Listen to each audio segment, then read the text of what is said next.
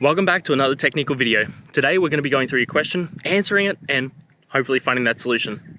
Guys, remember to stay just a little bit crazy like me, and hopefully you get to that resolution. Now, let's continue on.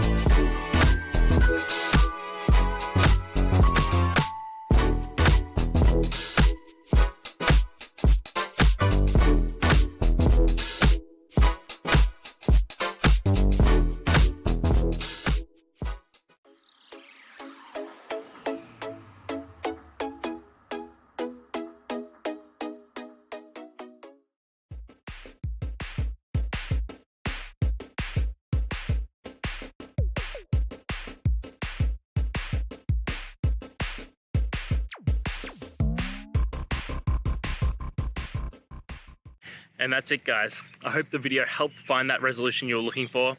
And, if it did, please, I'd appreciate it if you could hit subscribe. Until next time, guys, that you need more technical help, I hope you have a good one.